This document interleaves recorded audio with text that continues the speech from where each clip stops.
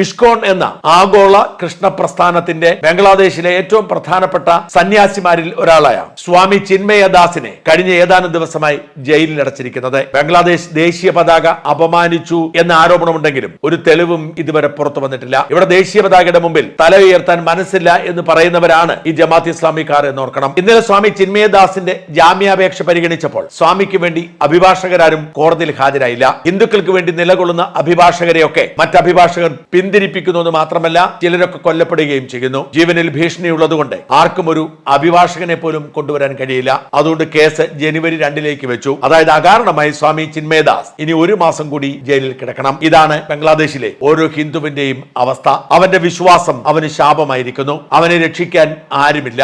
Indian ഭരണഘടന എല്ലാ ന്യൂനപക്ഷാവകാശങ്ങളും സംരക്ഷിക്കുമ്പോഴും ഒരു കൂട്ടം ഭ്രാന്തന്മാർ എന്തോ വിക്രിയകൾ കാട്ടിക്കൂട്ടുന്നതിന്റെ പേരിൽ അല്ലെങ്കിൽ എവിടെയെങ്കിലും വംശീയ ലഹള നടക്കുന്നതിന്റെ പേരിൽ വംശഗതിയാണ് രാജ്യത്ത് നടക്കുന്നത്.